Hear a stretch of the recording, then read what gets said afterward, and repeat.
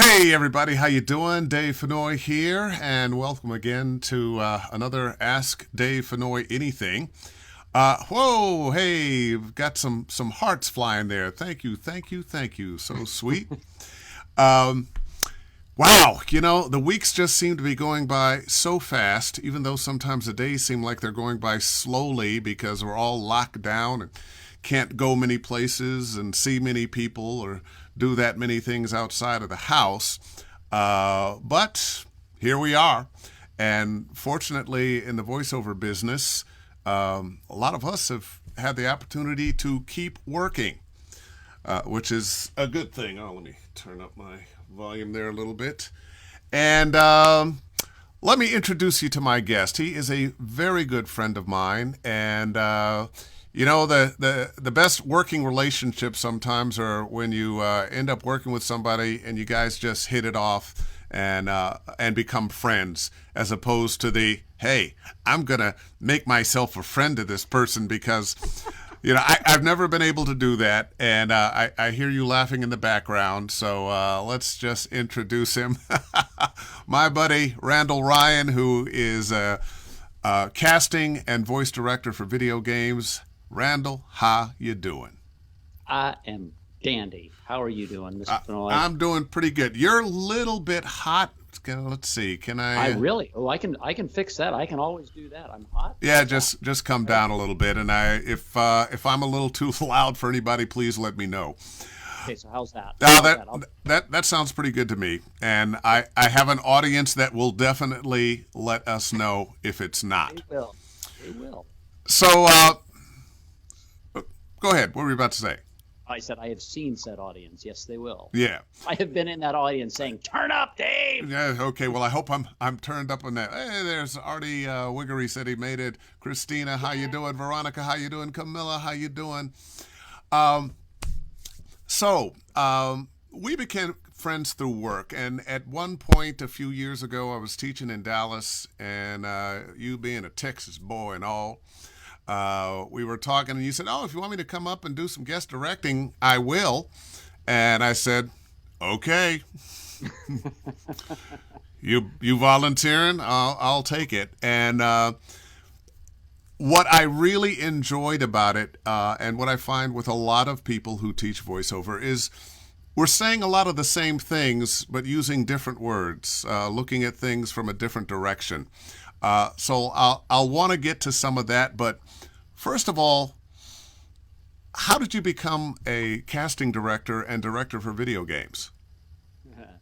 I'll try to keep it short, which is always a problem for me. I'm a musician, and voiceover to me started as cash flow. When I got off the road, when I got done, quote unquote, playing Rockstar, really fairly soon afterwards, started this company. And originally we were doing commercial music. Commercial music is great. Uh, it's highly competitive. There were lots. It was very difficult to land jobs because there were already people there that were entrenched, and kicking them out or doing something to take the job was really difficult.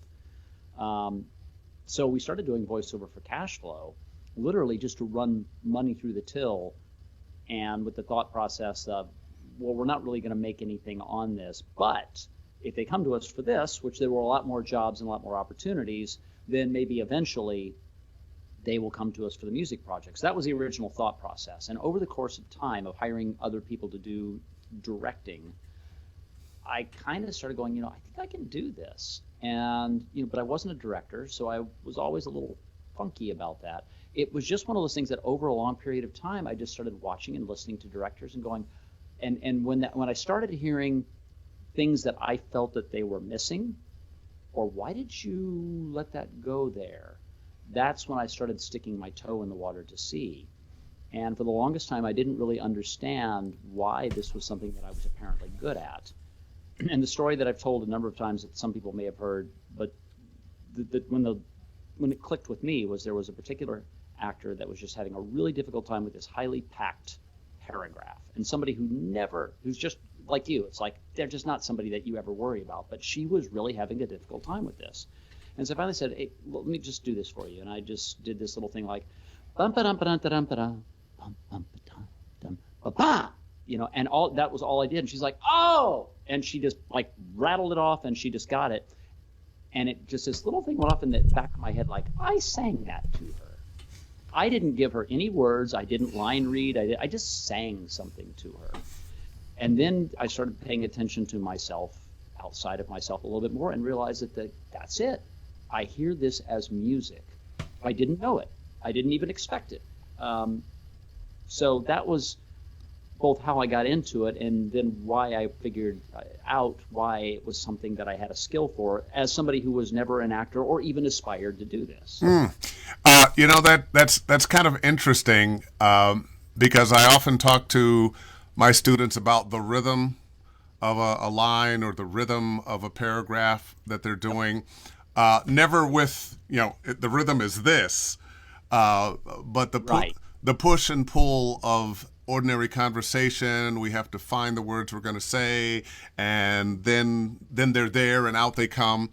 And it's usually in also reminding them that, there's a script in front of you, but your character does not have a script.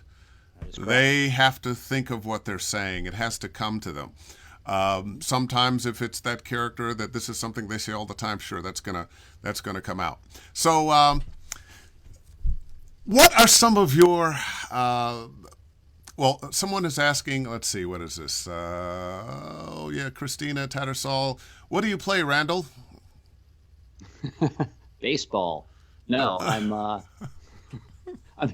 keyboard player. I'm sorry.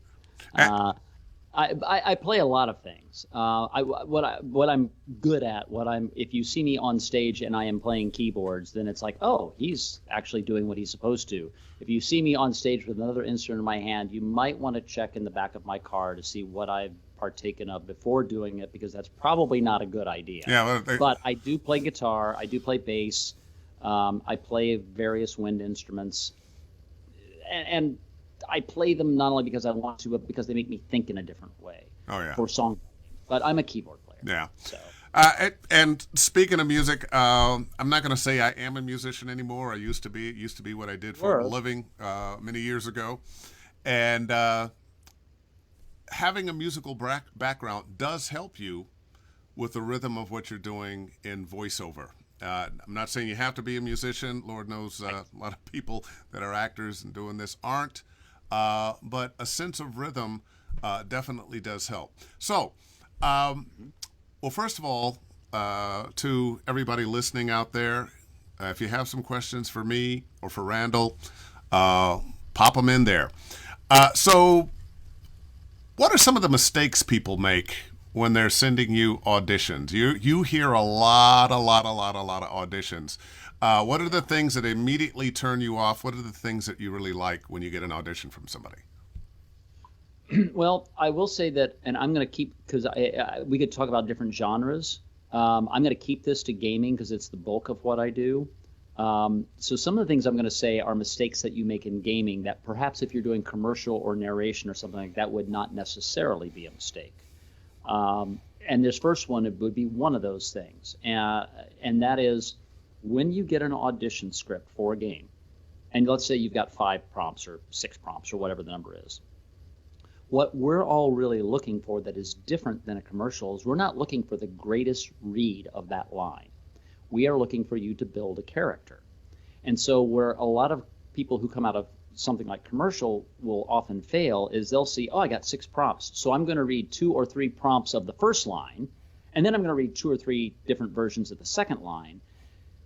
and I understand the thought process, but what you don't get when you do that is the flow of the character. So if you have different ways that you want to approach that character, do that. Do your first read of like, here's the character that I hear. And then it's like, you could have this, and you know what? And I could try it with a certain kind of accent, so long as the parameters allow you to do that. Like maybe they don't say that there's an accent. And so you do that. And then you do a third one, like, I'm going to throw a wild, different, just wacky type. I'm going to make this person manic, or whatever you do. Those are all very valid. But nobody in gaming is really listening to, like, that was the greatest read of that line. We're going to hire you for that. What I'm fond of saying is, back-to-back reads are for the session. For auditions, give me the character.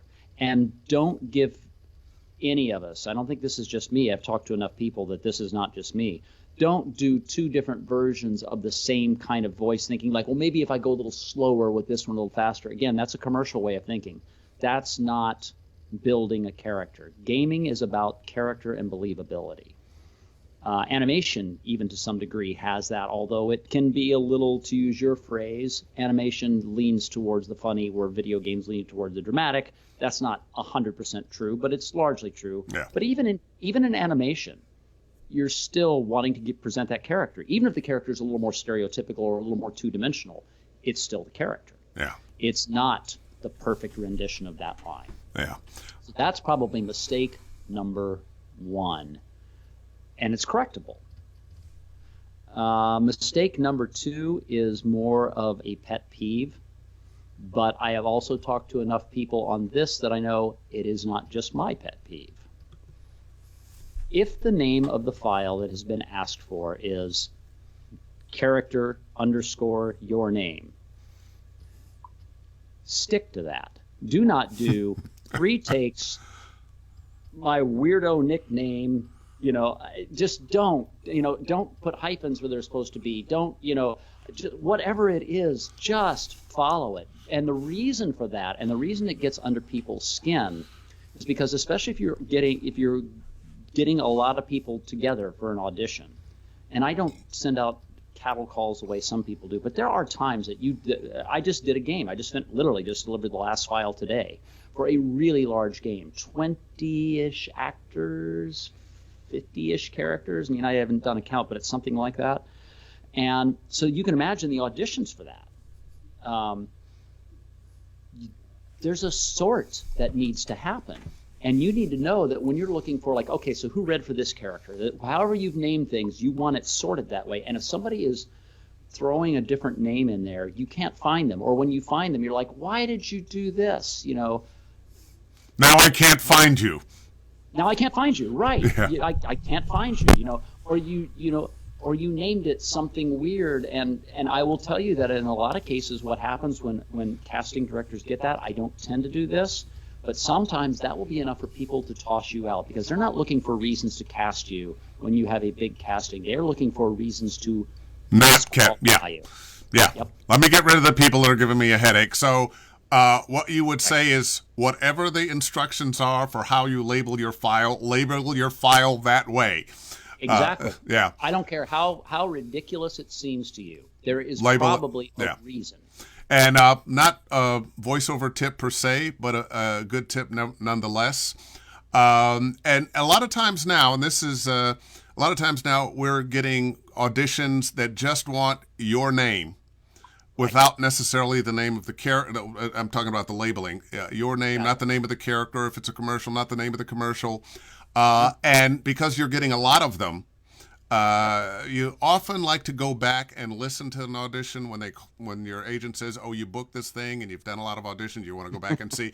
And if you haven't done 2 files of it, one with just your name and one with the name of what the project actually is or the character actually is, you'll never find it again.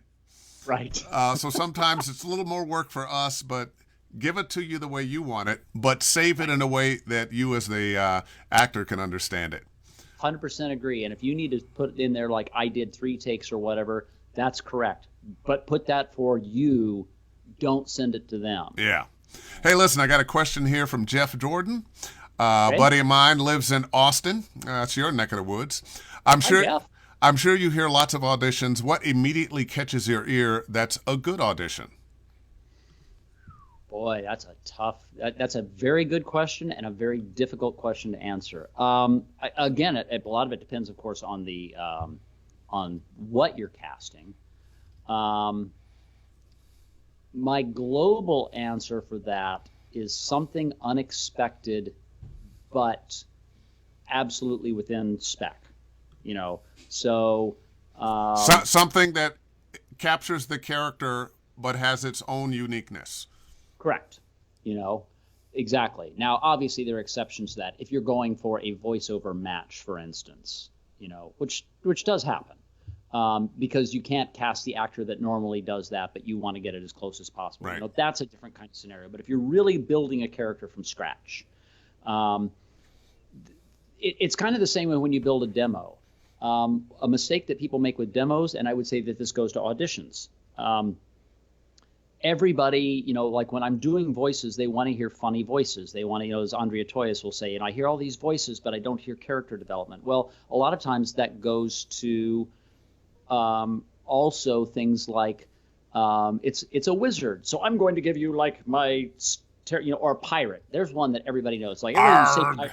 Right, everybody's got this image in there, and if you just give that stereotypical image, even if you do it really well and that's really solid, you're going to be lumped in with a whole bunch of other people. And are you really building a character? Yeah. Well, Look at Johnny Depp. Some of those kinds of characters are the most difficult because when they're very stereotypical, everybody knows the stereotype. So everybody is probably leaning into that stereotype, and they're missing that unique thing that lets you rise above. And so often, that unique thing is you.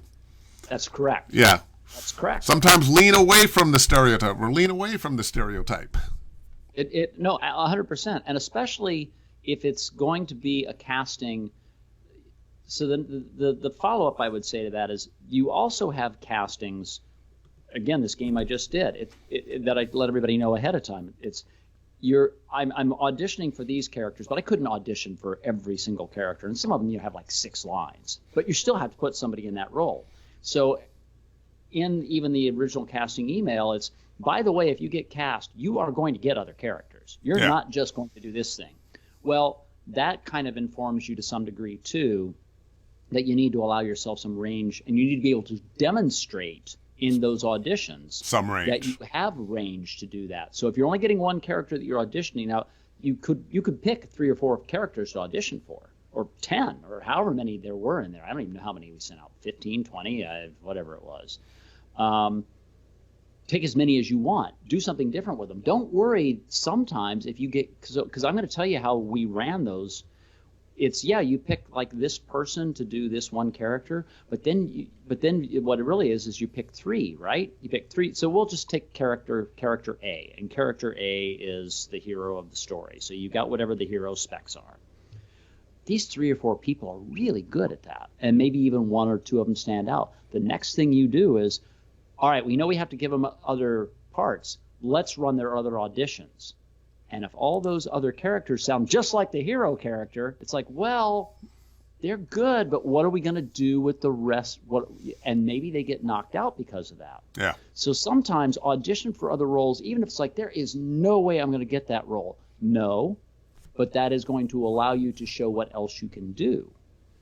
Maybe you don't make that, but maybe when running those other things, it's like, listen to the range on this person. And sometimes that's enough to get you the part over somebody else who maybe nailed that one character better, but you showed all this versatility. And I will also guarantee you that for myself, that when I'm typing in my little database and I get notes on people, versatility and the ability to genuinely adopt personas of different actors and different personalities, that is a major plus for me because of so often how I do that. And because that will also make me think, it's like, you know what? I've never heard Dave do this.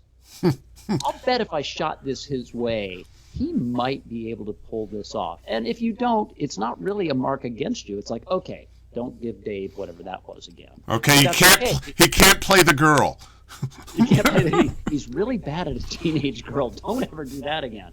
But nobody is good at everything. So even that's not a failure. That's giving me information. But the fact that I even think of you in that way probably is because you have demonstrated, like, holy crap, this person can do has just this wide range of stuff. Okay. So cool. I've got a question here from Trey Mosley. Question for Randall. Trey!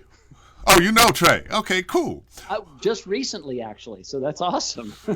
Why do some casting folks prefer a wet demo having effects over a dry demo, just your voice? Which do you prefer? My stock answer for that is it doesn't matter what I prefer. If I am advising somebody on what to do, you're not just getting demos to me, you're giving demos to everybody.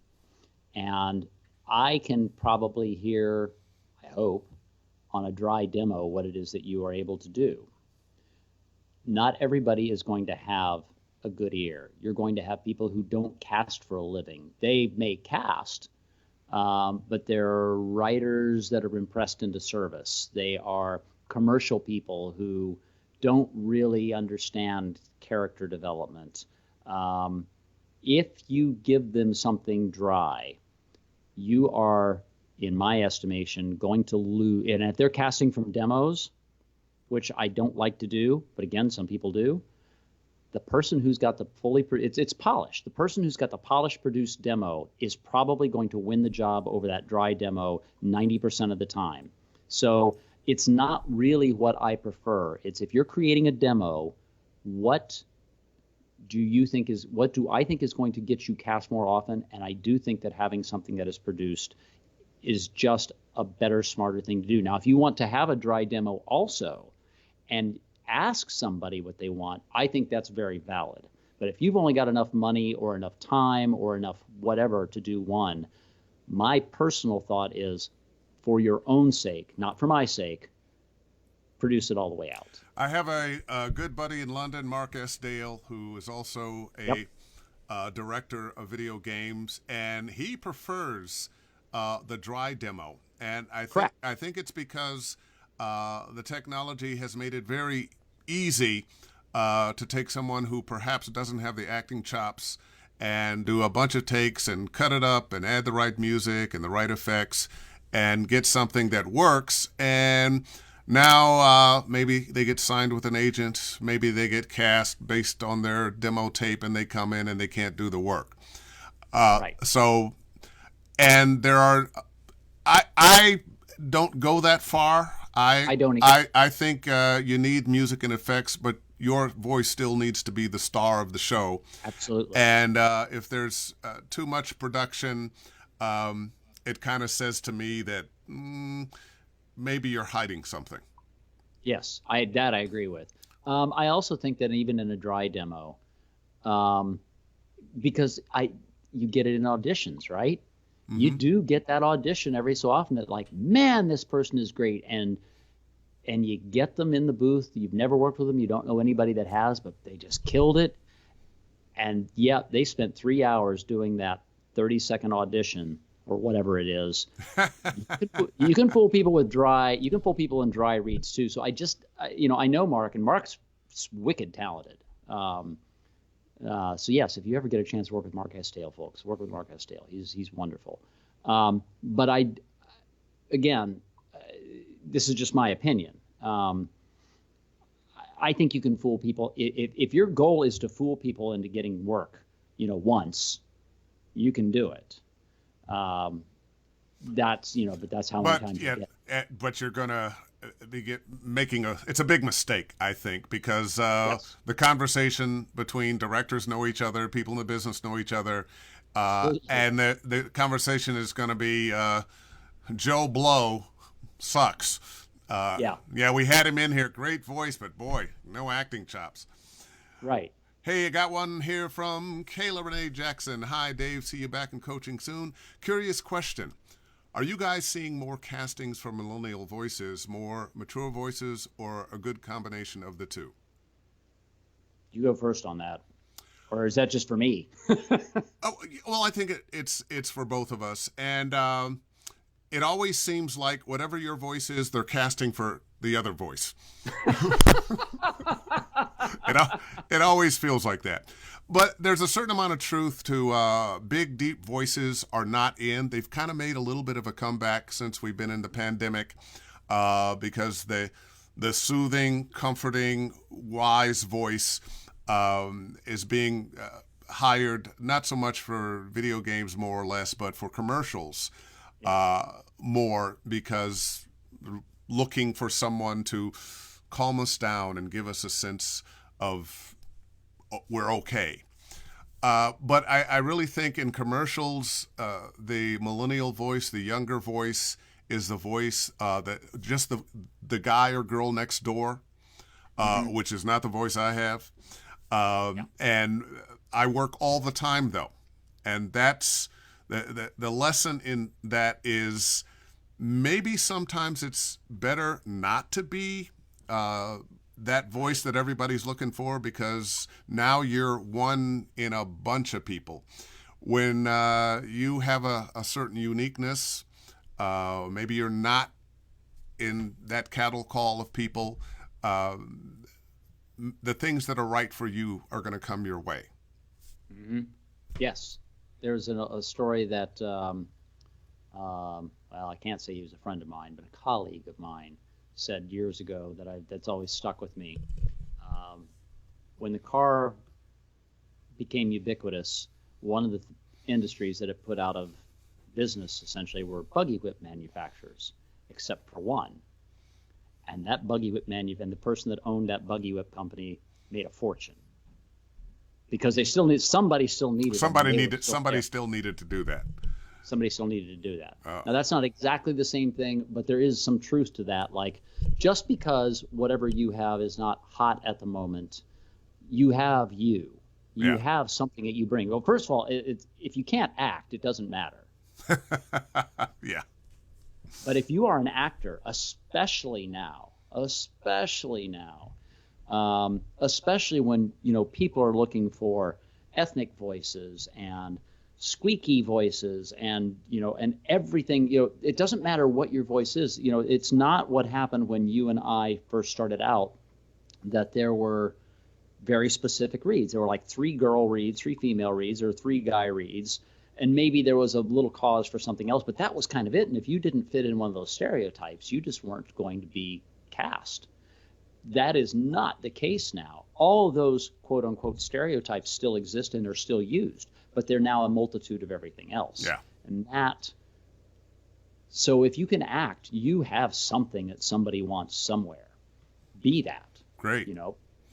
Hold on. Here we go. Let's see. A couple things, a little housework. Artie Wiggery. Dave, are you still composing music for games? I have never composed music for games. I don't know where that came from. Steve Porter, how are you, man?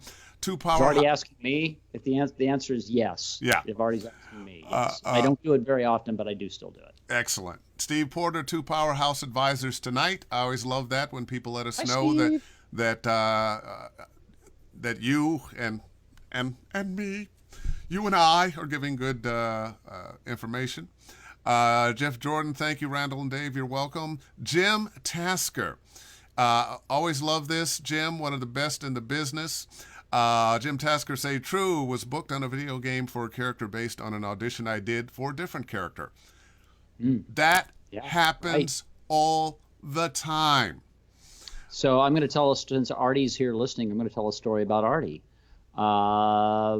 There was a game called Mirage, which is made by the same people who do Chivalry, which we've worked on. We're working on Chivalry now, Chivalry 2. Actually, it's basically out. You did stuff for Chivalry. Yes, I did. I can say that because they're actually promoting it, so I'm not like violating an NDA. But there was a character that Artie auditioned for, and they loved what he did so much, but not for that character. They wrote a character for him. Yeah, yeah. Which happens. Which happens. It just does, So yeah, don't even worry about your audition so much, whether you get cast for it. You just never know where those things end up. Yeah. All right, Marianne Fearson, Cooley. Hi, Dave. Do you think Source Connect is a good investment to have? Right now, Source Connect is necessary in this business to have. I'm also going to suggest Connection Open. Do the 14-day trial. If you want to test it with somebody, test it with me. It won't cost you anything. But Source Connect happened to be in the right place at the right time when the pandemic hit and we all needed home studios. ISDN is a thing of the past. There's a few people that still have it. I quit when they went from 150 a month to 800 a month. Oh my gosh. But a lot of places you can't get it. As a matter of fact, most places you can't get it, and there are not technicians anymore to run it. So if you've got it, but That breakout box does do really well in keeping that that drafty door open, though. well, let's see what.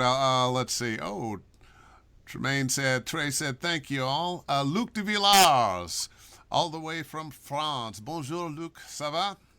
Bonjour. And let's see. There's one thing I love in this job. It's the surprise effect in the voice acting world. Long story short, I auditioned for the video game voice for a medieval battle game. Lots of charge stuff.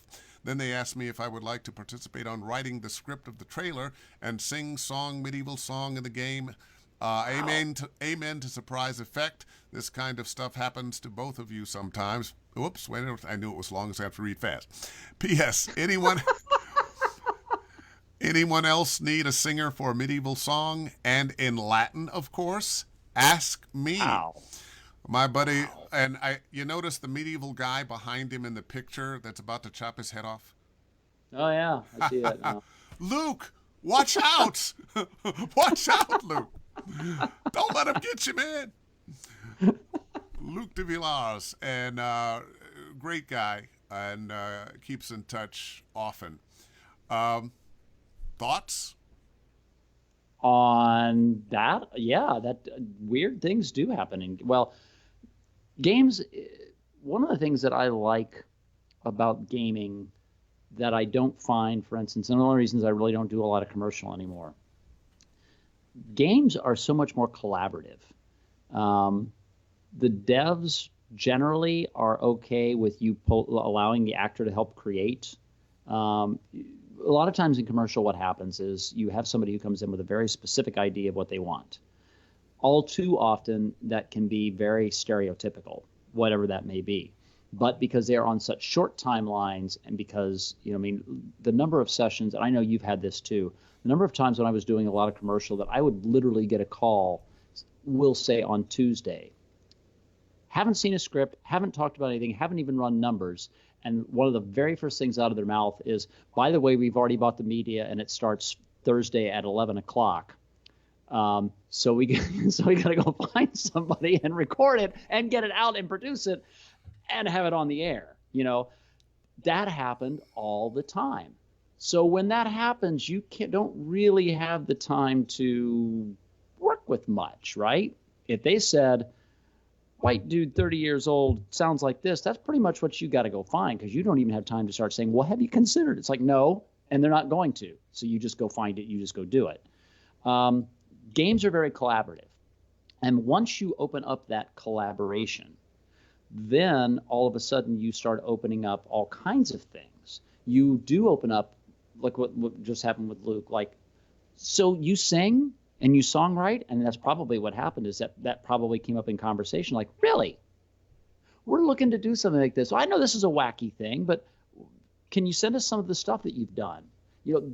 Because they're just more open to it. That's why you put everything you do on your resume. Yes. Or nowadays, not so much resume, but social media. Whatever it is about you, have those things there.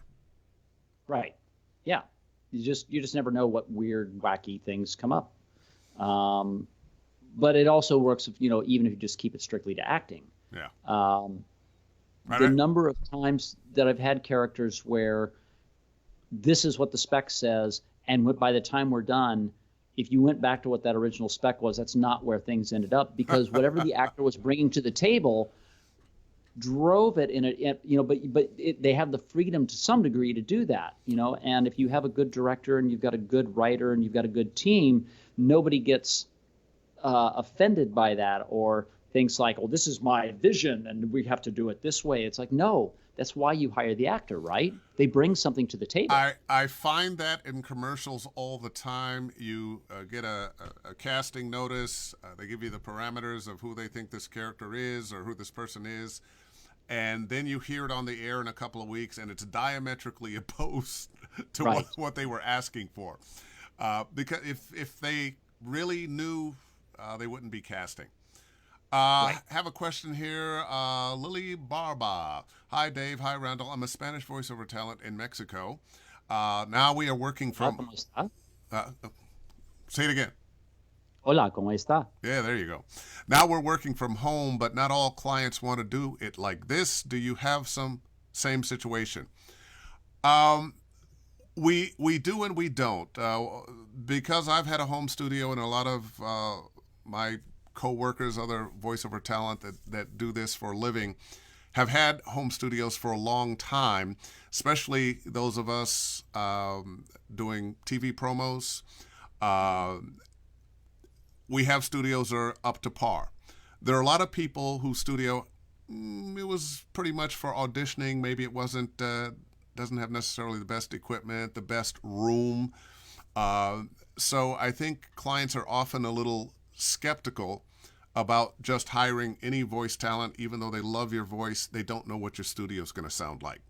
And you'd think if they liked the audition and the audition sounded great, even the room tone that they'd get, oh yeah, maybe this person, but you could have done it at your agents, who knows? But that has been a problem. But since we've been at home, for the first time, several of the AAA games that I work on have recorded me from my house. And it's particularly difficult to do games from a home studio. You always make it easy for me. But you're looking for your hero takes.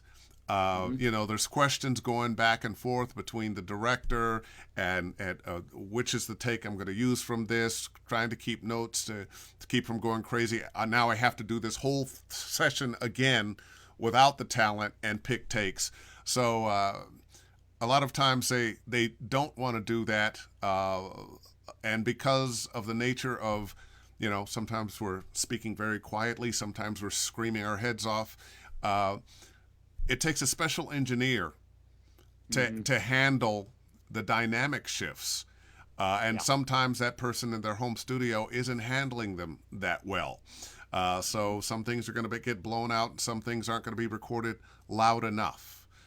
So I understand what they're going through, especially on video games. But if we're locked down much longer, and I don't know about Mexico, but it looks like the United Bueno, States is, if we're not no, locked down, we're no, going to have to lock down again because this thing is spreading. We are number one, most cases, Me- most deaths. México es mismo. Yeah. So good luck with that. I have a tip before you go to your next question. I have a tip. If this is over people's heads, don't try to internalize it or play this back later and think about it. Here's one of the ways you can deal with exactly what you said. Run a stereo file. If you have the equipment to do this, run a stereo file. Don't record in mono, and set one of your channels, like the left channel, pad it like minus 12 dB, a significant pad. Record your session just the way you're going to do it. Don't worry about adjusting your levels. Your normal and light stuff is going to be on the left channel, and it's going to sound just fine. When you start shouting and going, you're going to clip the snot out of it on that left channel. But you know what? That right channel that pretty much had stuff that was not usable because it was so low, now you've got the headroom to make that happen. And all you do is you clip them when you're done and put them into a single mono channel. And you don't even have to sit back and listen to it. You can look at it. You can go like, there's the clipping. Get that out, put that in from the other channel, and do that. Well, there you go. Because not just a director and casting director, but also a recordist. I have an engineering background. Yeah, there you go. Marion and Toro, both Randall and Dave, is it okay to have different style games on one video game demo? Like a speaking cutscene from a visual novel and a fight scene from... As a matter of fact, that's exactly what you want to have. A variety of different kinds of games, different kinds of characters, different moods, different volumes, different rhythms. Yeah. What you're trying to show off is a certain amount of variety, but with your voice as the star. Yep. Okay. We were talking the other day about casting, and Trey, being on, reminded me that there is an African American voice actors page on Facebook, And Hmm. there's been a lot of talk lately. I mean, we don't just have a pandemic. We have a social movement going on now. Black Lives Matter, uh, and Black professional lives matter too. And no, that doesn't mean nobody else professional life matters. All our lives matter, but sometimes it has seemed that those of us with the darker hue, the minorities, the brown people, the Latinx, the Asians, black people, often roles that are supposed to be one of those people, or one of me, uh, are being played by white people. Hmm. And, I hear the argument, and I don't 100% disagree that we're actors so we can play any role, Hmm. but we are also in a business. And those people in that business of all stripes are looking to work. Since we have a diverse workers, we want to share that work with everybody. So, and I know there's been a lot of talk about the young lady who did a website pretending she was black and so forth, and I know she's got hell for that. Uh, I've also run into game developers who have had major roles done by white folks that were playing black folks, and they've gotten some hell for that. Hmm. Uh, and the excuse I heard first of all from them was, well, we couldn't find anybody, Hmm. and I just don't believe that. I Hmm. just don't buy it. There's a lot of talent out there, minority talent, Asian, Latinx, Black. Your thoughts? Well, first of all, just full disclosure, Dave and I have been talking about this because one of the things that I've been really wanting to focus on is doing, some part to help what I would call build a bench. So that's just something that's really, I mean, look, I have tried for a long time. I'm like you. I see all sides of this, to some degree, and I tried to really listen to what people have to say, and I try to, synthesize what their concerns are. And I think some people have legitimate concerns, even if I don't agree with what their concerns are. That doesn't mean that, their opinions aren't valid and their voices shouldn't be heard. But one of the biggest problems that I see, it's back to that stereotype that I was talking about with commercial to begin with. And this is one of the things that I really would like to see change and do whatever part I can to change them. I am constantly getting parts that nobody says put a white guy in this role, but it says something like 35-year-old professional, approachable, friendly, but really knowledgeable about this area. Now, there's nothing in there that says this is a white guy, you know, but I can just tell by the way it's written that that's what they're thinking. Or they'll throw in something like standard American accent. It's like, okay, um, you know, and so I will do things like I will cast people who are not white into those roles, or not cast, because a lot of times I don't make the casting decision, but I will ask people to audition.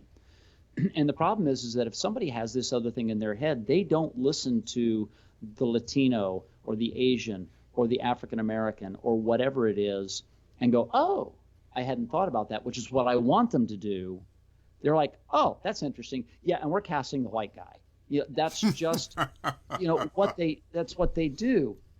So one of the things that I think that needs to happen, um, that is not just me by a long stretch, but that I think we all need to be doing, is we all need to be helping to build a better bench. And what that bench is first of all, um, one of the problems that I see just from the outside looking in, and you may have different thoughts on this, but for somebody who's an African American who wants to be an actor, one of the first places where I see an issue is you look at so many roles, and this is not a global thing, but it is a macro thing. Like, well, if I'm not playing a bad guy or a sidekick or Morgan Freeman, there's no place for me. And so if you look at yourself and you're like, I don't want to be a bad guy. I'm kind of uncomfortable with the sidekick, and I do not have a voice like Morgan Freeman. Then the next thing is like, maybe I try a different career or a different part of acting. That's a problem that we have as well that needs to be changed and needs to be changed by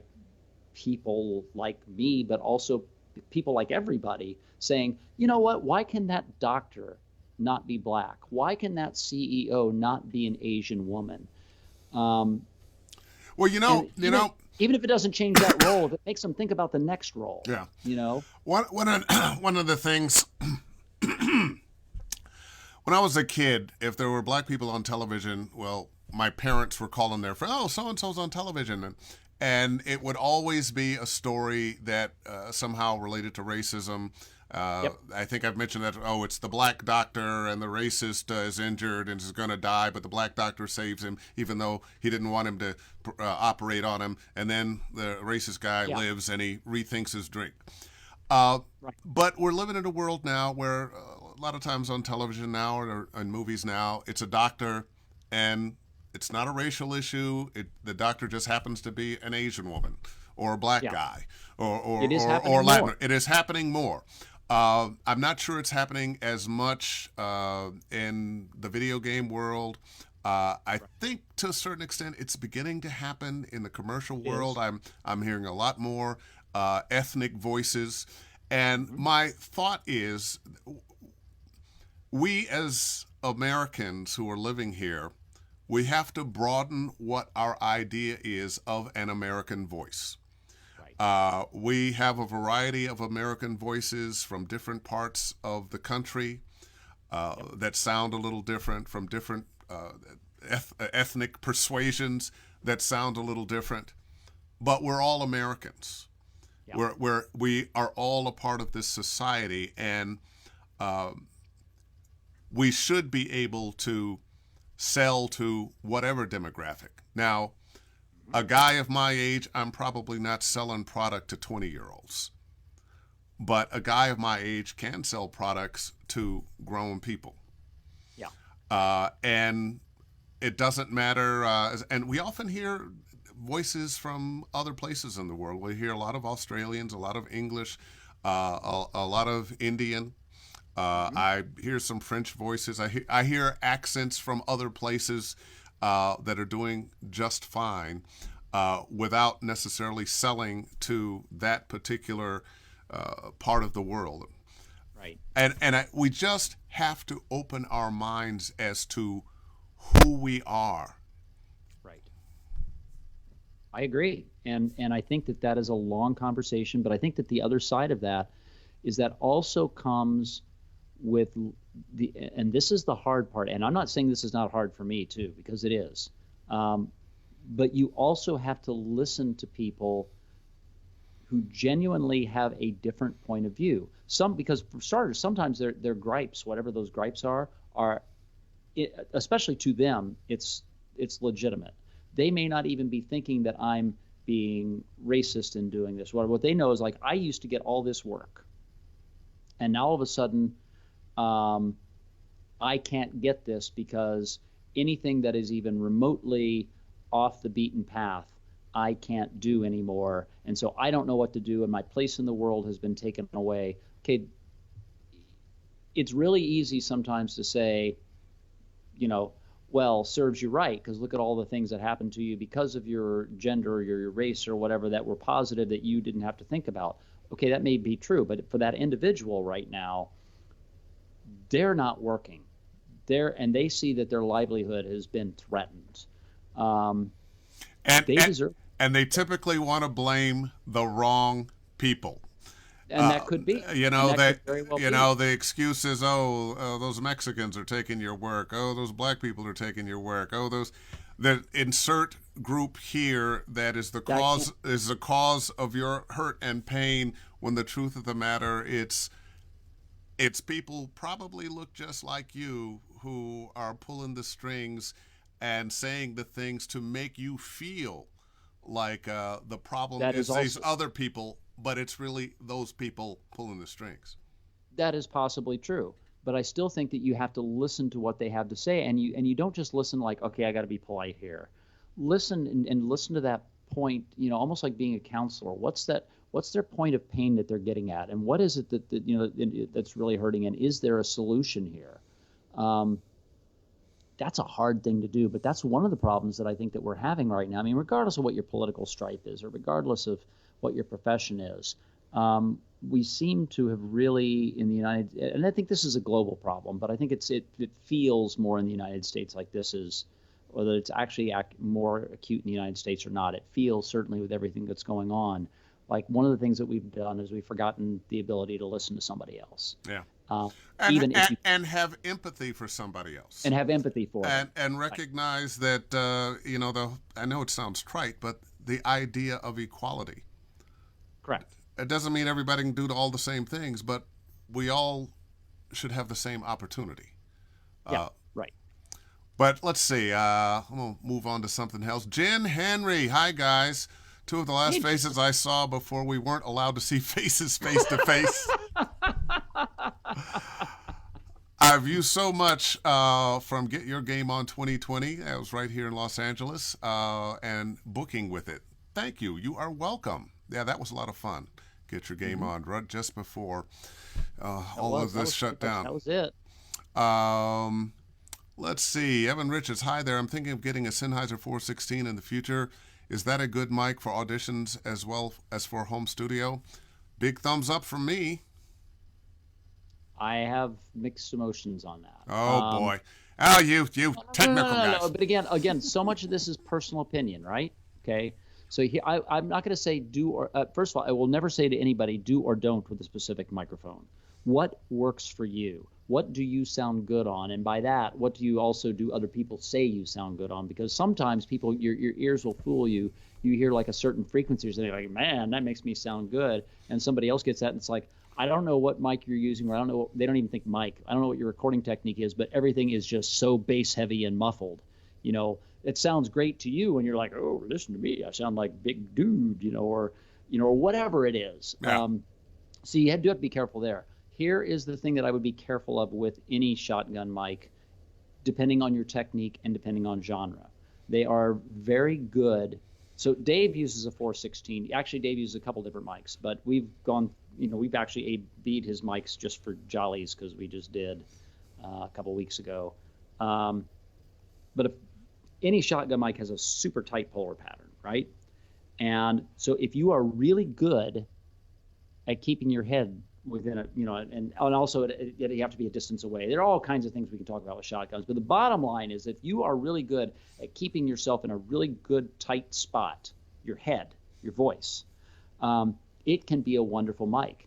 If you move around, if you are demonstrative, if you start to get off axis at all, man, I can tell you from somebody who engineers and who has to edit and master that your levels go all the hell over the place. And sometimes the frequencies that it capture go all over the place, and it can be a nightmare to try to edit. It can be a nightmare to try to pull together. Okay, I have a question for you. So we Yes. have done some games I've recorded here on my 416. You've done both. You've done it with that, and you've done it with 421. Yeah, but no problems. Most of the time. Remember, what made us do the test was I said, what mic were you using? You're like, I was using my 416. It's like, okay, let's try it. Remember, because there was something, I don't even remember what it was. It was something, I don't even remember what project it was. But this was in the last one. Yeah, I think the thing you told me, well, both of them sounded great, but then when I just did them back to back, I could tell, this must be the 416. Mm-hmm. You like the quality of the 103 a little better than you like the 416. The 103, right. Yes. Yeah. So TLM 103, that's what it was, right? Yeah. Yes. But I recommend the 416 with the caveat that you do have to know how to use it. But it's a very, very versatile mic. You can work it close. You can work it, the regular 6 to 8 inches, or even further if you're doing very loud stuff. Right. Let's see. Christina Tattersall, Evan, I love mine. Reach out if you have any questions. Well, see, there we go. We get help. Oh. And she just said it so quickly. And yeah, again, does it work for you?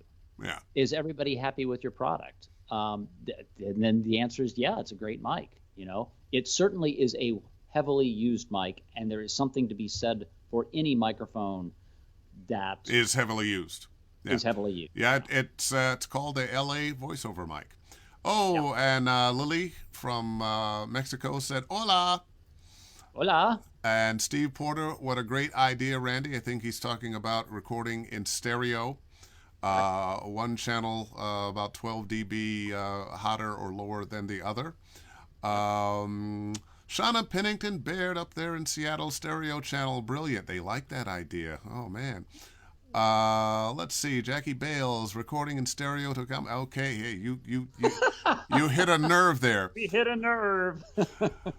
Let's see. Marion Toro, Randall, I have the equipment to work in stereo. I shall try that out. Thank you both for answering my question. On the right track. Oh, you, you've given some good stuff. Jason Lanier White, Dave Noyce Gangsta.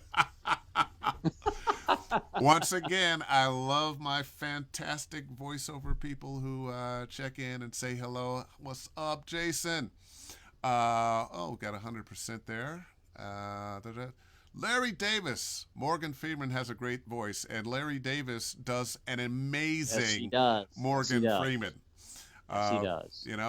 If he didn't have another voice, he could be Morgan Freeman. Yep. All right, let's see. Valencia Staten Dobson. Hello, I have an urban southern accent, and that has been a big fear of mine as to why I haven't put more effort into trying to start my VO career. You two made me feel a lot better talking about how more ethnic voices are being heard. There is, I believe, a wider acceptance now of various kinds of voice. Part of that is as a society, we are looking to hear from regular people. We don't want to hear that professional voice that is selling us products that don't work anymore. Here, I want you to buy that used car. I mean, I spend a lot of time on radio and just kind of have one of those voices anyway. And I know for me, I have to lean away from that and into just a more normal, natural way of speaking. But we, as a society, we don't want to hear that guy now. We want to hear from somebody that reminds us of us or reminds us of somebody that we liked at some point in our life, or maybe even somebody we didn't like, but that we recognize as real. I think that's where we've gone in our society. And I have a quick addition to that too. Um, the next frontier, I hope. Um, what's really weird is this happens with things like British accents. It's like, give me your, I mean, look, one of the games that I've been working on for a ridiculous period of time, I actually figured out it's been 15 years, which is hard to believe, is Lord of the Rings. It's hard to believe that game's been going on that long, and yet there it is. But, when we go to British accents, it's like Yorkshire, West Country, Manchester, Liverpudlian, East London, West London, it's all a specific thing. Okay, why are people not doing that with American ethnic voices? It's not just generic white Southerner, and it's also not just generic African American. It's like, are you from the South? yeah. Even if it's like, it's like, even if you're urban, it's like, okay, are you New York urban? Are you Atlanta urban? Are you LA urban? Because I'm telling you, they sound different. And if your ear can't hear that, you might want to start listening to people a little bit more. It is, accents are regional, and there are sub-regionals and sub-accents. And so if you have a voice that is not, because you said Southern urban, okay, run with that. Use that. Exploit it. Be that. Why not? Why not be like, why can't you become like one of the go-tos for that? There's no reason not to. You're the buggy whip manufacturer. We're looking for that. Yeah. People are looking for that. And the more that their ears get trained and the more people start thinking in those terms, you're going to start getting casting directors and other people that do start hearing it differently. And it's not just generic African American voice, and we'll divide it into Morgan Freeman and urban. It's like, no.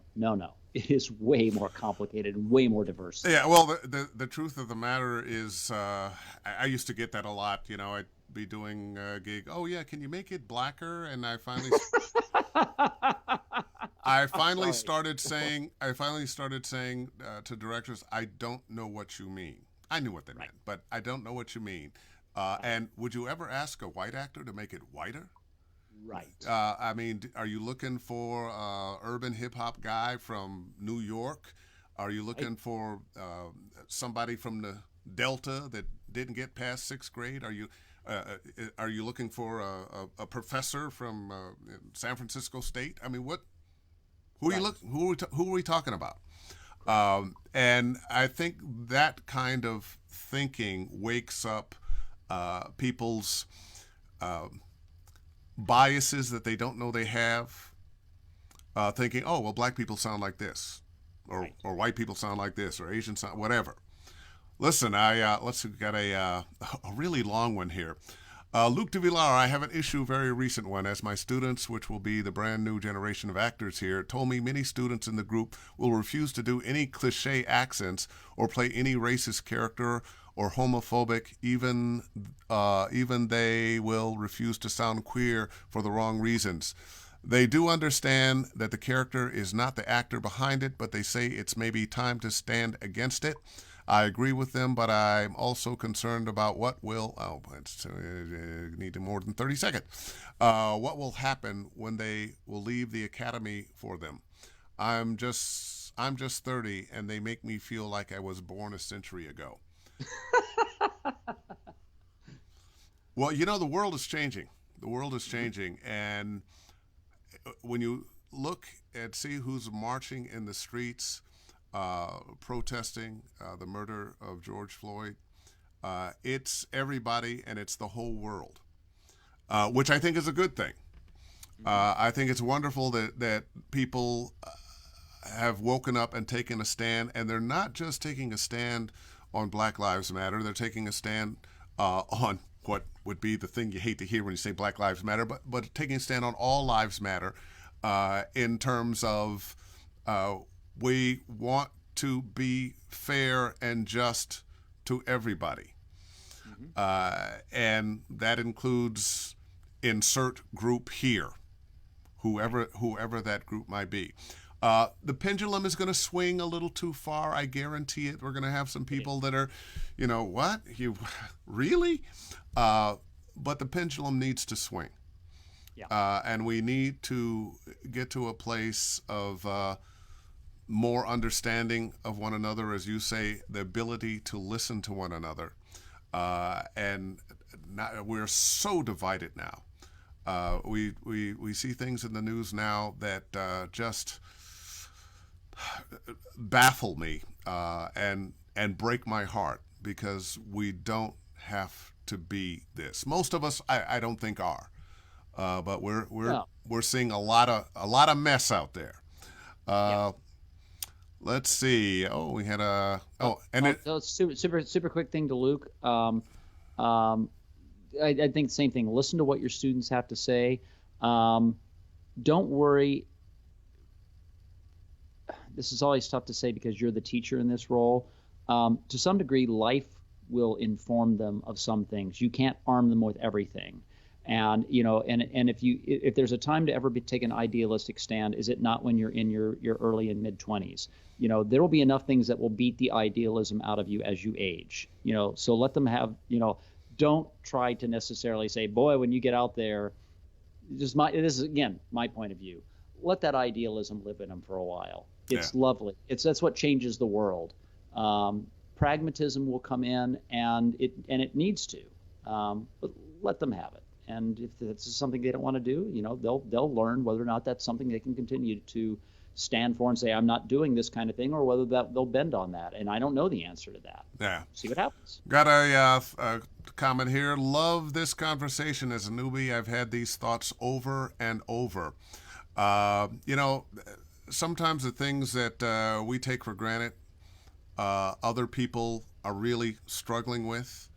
Hmm. So it's one of the reasons I do this. I could not possibly think of all the things that somebody else might be concerned with.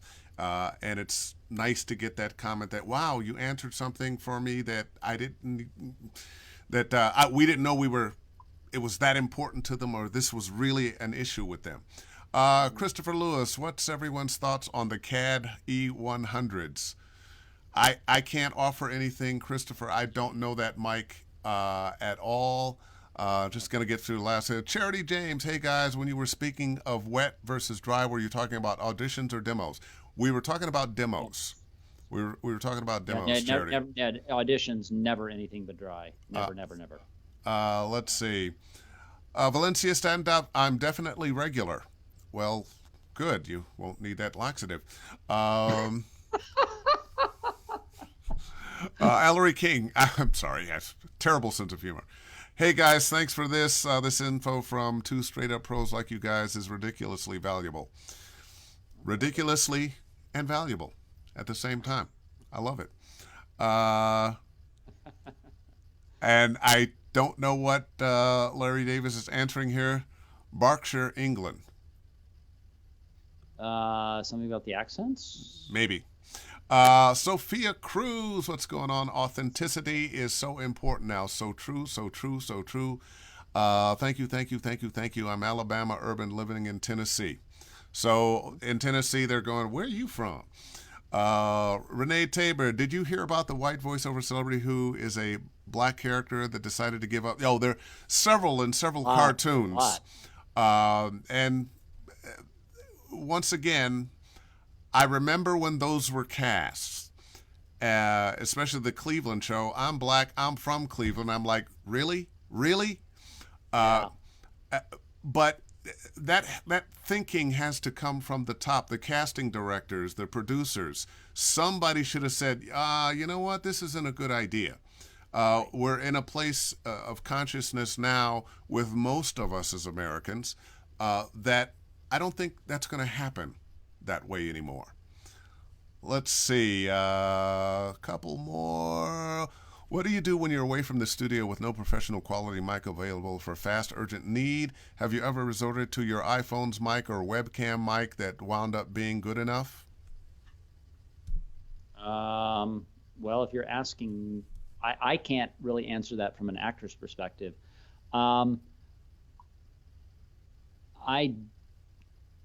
When I get an iPhone audition, I know it. You don't even have to tell me. And I will just tell you that, and this is different from like I have a good USB mic that I'm using and I'm putting it in a quiet area and I happen to be using my iPhone as the vehicle, but just this, it's not just that I hear it. It's that client who is also in on the casting decisions are going to hear it. And they're not going to know, oh, that person's on an iPhone, so the recording quality isn't as good, so I need to listen to their performance and hear what they do. They're going to go, that doesn't sound good to me. Again, yeah. What will disqualify you? That will disqualify you. I have another opinion on that. I certainly wouldn't do it all the time, but just as he said, in a pinch, I have had to do it. I have booked from using my iPhone. But this is Dave Fennoy. Sorry, caught me at the last minute. I'm on my iPhone. Correct. Forgive some of the sound quality. I'm on my iPhone. I'm in my car on my iPhone. Whatever. I have to, and make sure it's like this is not normally what I do. I have to do this. If you like what I do, and if you like what I do, and you need to hear this on a large diaphragm mic, can you give me 24 hours? In the meantime, here's my audition. Yeah, there you go. Because I'm hitting the deadline, and I still named it what it's supposed to be named. Dig it. Everything else. JT Miller, hey y'all. I love that. Hey y'all from Dallas, Texas. I'm new to the game, coming from the music biz. I've done a lot of VOs for new music coming out just because I could do it for free, LOL. Still do some things here and there, but what is the best advice you can give a new cat that wants to do this for real? I'll let you. Take acting lessons if you haven't. Yeah. That's first and foremost. It's not about your voice. That is the misconception. It's about whether or not you can act. Yeah. And that is true even if you're doing commercial work. There's this misconception that commercial voices and narrators don't act. They just are the voice. It's like, yeah, no, not true. Even if you have to act in a very narrow range, you still have to be able to act. You still have to sell that product. You still know how to be able to make something rise and fall. And even if there's a specific commercial patter to it, there's still a range that you got to work that you have that you Yeah. can work with. So Yeah. acting first. Take classes, take private lessons, get a very good demo done. Make sure that you have a website that's easy for people to hear what you sound like, be able to contact you. And when you're ready, start knocking on the doors of agents. Hmm. But don't think of this as, oh, wow, I'm going to become an overnight sensation. Like anything else that's worthwhile, you're going to have to build it a step at a time. It's going to take a while. This is not a get rich quick scheme. Two Uh, years, 2 years if you're totally diligent and you have a lot of talent. yeah. Okay. Let's see. I'm trying to wrap up a few more. Thanks so much for both of your time shared again. Da, da, da, da. Thank you, Steve. Walter Williams, thanks for today's Zoom session, Dave and Randall. We should never stop learning, and this wasn't Zoom. No matter how long we've been talking to ourselves, this wasn't Zoom. Anyway, Everybody, it's all Zoom. It's going to be like Xerox. This is all just going to be Zoom. yeah. Are we doing a Zoom session? Yeah. What are we using? Facebook. Okay. Facebook and Ecamm. Yeah, there we go. And Skype. And Skype. Well, listen, my friend. Let's wrap it up. We usually are cutting out about 7. It's Sure. 7:11, and I feel like a Slurpee. Um, but thank you for joining me. You had so much good information. This was a little bit of the kinds of conversations that we have on the reg. So Yeah. there you go. And thank you, everybody. And next week, I'll be back. Another Ask Dave Fennoy Anything. And how can people get in touch with you if they'd like to get in touch with you? Well, my company is Hamster Ball Studios. So the simplest way is just to go to hamsterballstudios.com, and there is no P in hamster, HAMSTER, Ball Studios. My email is Randall, which is my full first name, at hamsterballstudios.com. But all that you can find at the Hamster Ball Studios website. That's probably just the easiest thing. I'm on I'm the typical person. I'm on the Twitters. I'm on the Facebook. I'm on the LinkedIn. Whatever. No TikTok? I watch it. Yeah, there we go. All right, Yeah, no, I'm not on the. I'm pulling the plug on this thing. Randall, love you, brother. And Too, man. talk to you soon. Hey, Kimberly Woods, what's going on? Thank you both. You're welcome. And goodbye. Bye.